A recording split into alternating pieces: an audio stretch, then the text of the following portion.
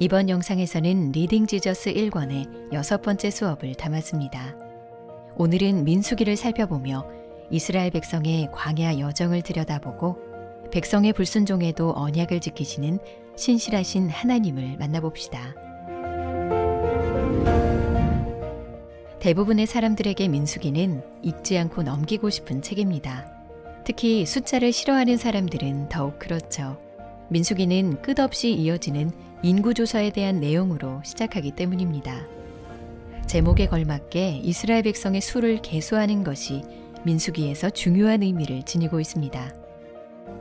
그러나 시작부터 지루하게 느껴지는 민수기를 우리는 어떻게 읽고 이해해야 할까요?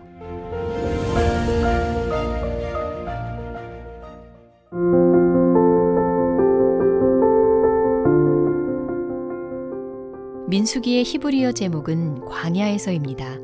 이스라엘 백성이 시내산을 출발해 약속의 땅 바로 앞에 도착할 때까지 광야에서 겪은 여정을 담고 있지요. 이미 애굽을 탈출했으나 아직 약속의 땅에는 이르지 못한 그 사이의 삶을 보여줍니다. 좀 더 깊이 바라보면 민수기에는 두 세대 이야기가 나옵니다. 민수기 1장에서 25장은 애굽을 탈출한 첫 세대 이야기이고 민수기 26에서 36장은 두 번째 세대 이야기입니다. 첫 세대는 불신앙과 좌절, 죽음을 대표하는 세대입니다. 약속의 땅에 코앞까지 이르렀으나 불신앙으로 인해 약속의 땅에 들어가지 못합니다. 두 번째 세대는 소망과 생명을 상징하는 세대입니다. 첫 세대의 불순종에도 불구하고 자기 약속을 신실하게 지키시는 하나님께서 두 번째 세대들은 약속의 땅을 볼 것이라고 약속하셨습니다. 민수기는 이 두 세대의 반복된 죄를 보여주는 동시에 그들을 향한 하나님의 반복된 은혜도 이야기합니다. 하나님의 공의와 더불어 하나님의 자비도 함께 보여주는 것이죠. 그럼 먼저 첫 세대의 이야기를 살펴볼까요?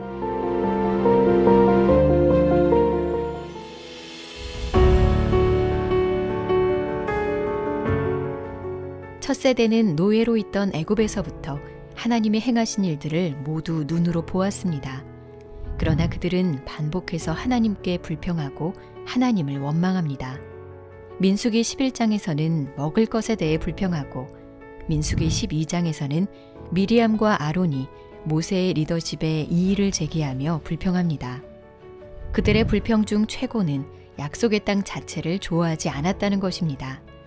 12명의 정탐꾼이 약속의 땅을 정탐하고 돌아왔는데 의견이 갈립니다. 10명의 정탐꾼은 가나안 땅의 크기와 견고한 성벽 안에 강한 백성들을 보고 그 땅을 차지할 수 없다고 합니다. 여호수아와 갈렙은 크신 하나님을 바라보면서 하나님이 함께 하시면 불가능할 게 없다고 말합니다. 그러나 온 회중은 통곡하며 모세와 아론을 원망합니다. 우리가 애굽 땅에서 죽었거나 이 광야에서 죽었으면 좋았을 것을. 그리고 심지어 믿음으로 그들을 권면하는 여호수아와 갈렙을 돌로 치려고 하죠. 이스라엘 백성은 가나안 사람들을 두려워했습니다. 약속의 땅에서 살게 하겠다는 하나님의 약속을 믿기보다는 다수 의견을 따르기로 합니다. 그 결과 그들은 자신들이 불평했던 말 그대로 광야에서 죽음을 맞이합니다. 많은 사람이 여기까지의 이야기는 익숙하게 잘 알고 있습니다. 첫 세대가 하나님께 불순종하여 약속의 땅에 들어가지 못한 사실 말이죠. 그러나 이들에게 베푸신 하나님의 은혜는 잘 기억하지 못합니다. 하나님은 그들에게 첫 세대는 약속의 땅에 들어갈 수 없다고 말씀하셨지만 그들의 자손인 두 번째 세대는 약속의 땅에 들어갈 것이라고 말씀하셨습니다. 그리고 약속의 땅에서 행할 규례를 가르쳐 주셨습니다. 또한 민수기 15장 마지막에서는 이스라엘 백성에게 옷자락 끝에 술을 달아 하나님과 그의 계명을 기억하라고 명령하십니다. 불순종한 광야의 첫 세대에게도 여전히 하나님 백성의 정체성을 부여하시고 거룩하고 존귀하게 살도록 부름을 받았다는 사실을 기억하게 하신 것이죠.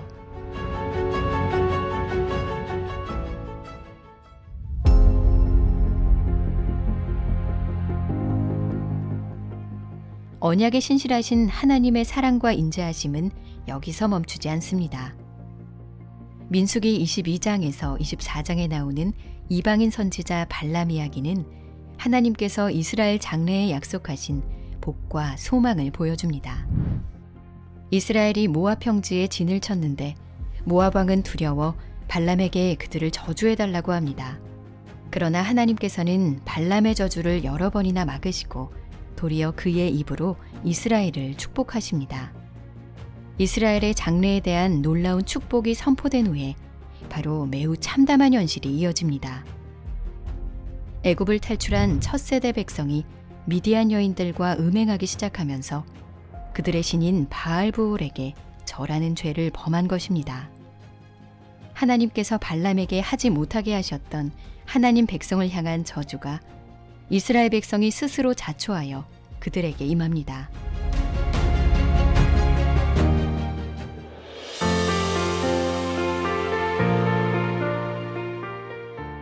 민수기 26장부터는 새로운 세대를 계수하는 인구조사가 시작됩니다.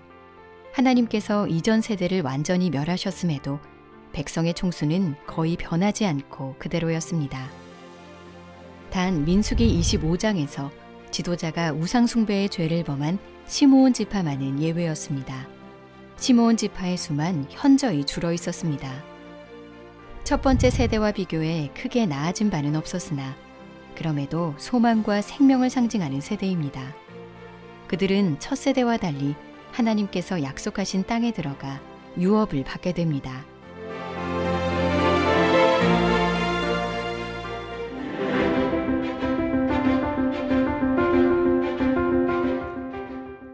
출애굽에서 약속의 땅에 이르기 전까지 이스라엘 백성은 그 사이의 시간을 살았습니다. 이스라엘 백성이 그랬듯 우리 역시 어떤 의미에서 그 사이의 시간을 살고 있습니다. 그리스도께서 십자가에서 이루신 출애굽과 약속의 땅에 들어가는 그 사이의 광야에 있습니다. 우리가 살면서 겪는 여러 시험은 광야에서 이스라엘 백성이 겪은 시험에 비교할 수 있습니다.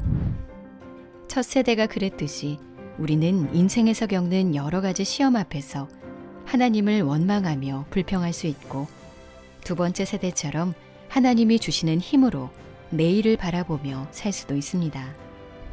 민수기를 통해 알 수 있는 것은 애굽 땅에서 나와 홍해를 건너는 것만으로는 충분하지 않다는 것입니다. 약속의 땅에 들어가 안식을 누리려면 오랜 인내가 필요합니다.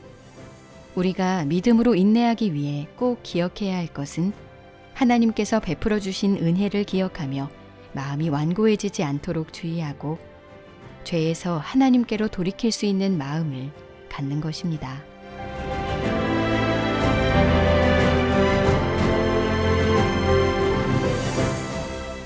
민수기 21장에는 유명한 놋뱀 사건이 나옵니다. 음식 때문에 또 불평하는 이스라엘 백성에게 하나님은 불뱀을 보내 물게 하십니다. 그제야 백성은 회개하고 모세가 그들을 위해 간구하지요. 하나님은 모세에게 놋뱀을 만들어 장대 위에 매달아 백성들이 바라보게 하라고 명하셨습니다. 이때 믿음의 눈으로 놋뱀을 본 백성은 죽지 않고 살았습니다. 이 사건은 우리에게 복음이 무엇인지 명확히 보여주고 있습니다. 모세가 광야에서 뱀을 든 것 같이 인자도 들려야 하리니 이는 그를 믿는 자마다 영생을 얻게 하려 하심이니라. 이스라엘 백성이 놋뱀을 보고 살았듯 죄인으로 마땅히 죽어야 했던 우리는 십자가에 달린 그리스도를 바라보고 살아납니다. 그리스도께서 우리의 불순종에 대한 죄값을 대신 담당하심으로 우리는 하나님 백성의 숫자 안에 들어가고 약속의 땅을 유업으로 받을 수 있게 된 것입니다.